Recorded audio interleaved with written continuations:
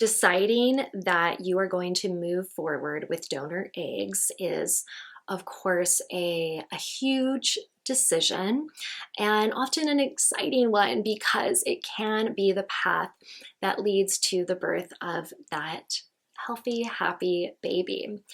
So, starting that process of finding an egg donor can, of course, feel a little bit overwhelming. So, I wanted to provide some tips for finding that perfect ideal egg donor. And I have a previous video that talks about all the steps that happen after finding that donor, but I want to focus now on how to find her. So the first step is definitely to create a list of criteria. If you have a partner, obviously, you can do this, or you should do this with them to make sure you're both on the same page. So make a list of like all the potential criteria that you might have, but then create a separate list of your absolute must-haves. I'm working with one intended parent right now, and blue, green, or hazel eyes are one of her absolute musts. So she will absolutely not consider anybody else, which is fine.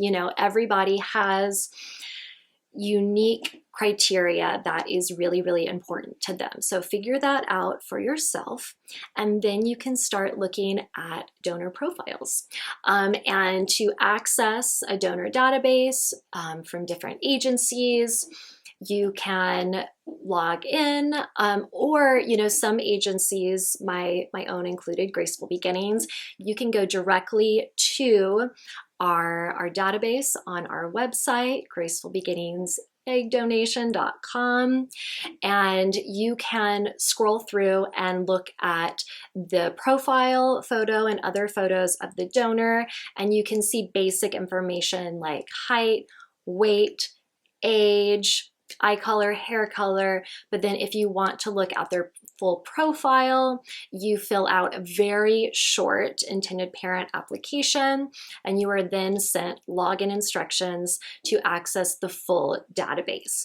It is a similar system for most other egg donor agencies. You can also ask for help in this search from places like Donor Concierge, Family Match Consulting. Obviously, they charge a fee for helping you with this, but they can make the process of finding that ideal donor a bit easier.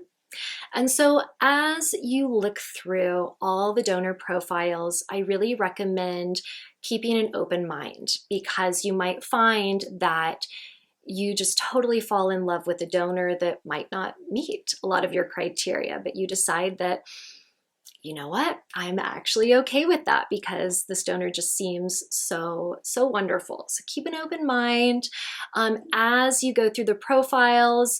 With many sites, you are able to download the donor profile, so you can create, a file on a folder in your computer, on your phone with these donor profiles that you really love, so you can kind of keep going back. You can compare donor profiles, and this really makes it a lot easier than having to navigate back into a donor database to find that donor that you like. So just download the profiles if you can. And then, yeah, sometimes intended parents, need some time to consider. Some intended parents are just really connected with the donor and match right away.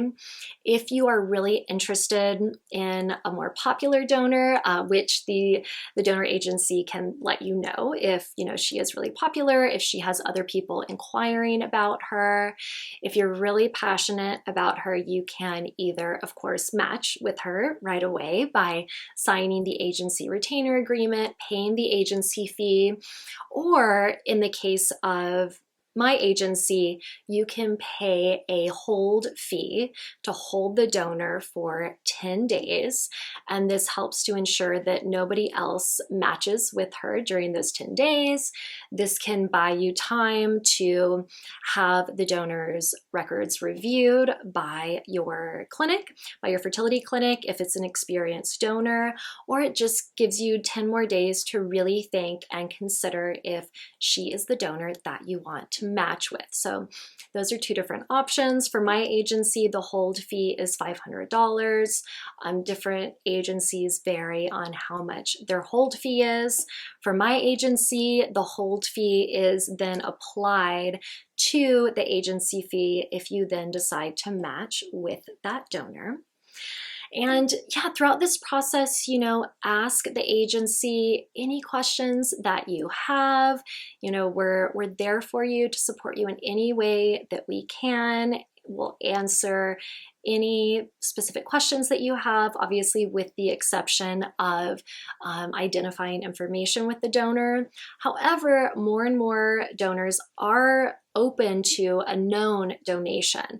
So that's something you can let us know if you want a known donation, a semi-known donation, or if you just want to stick with a unknown donation.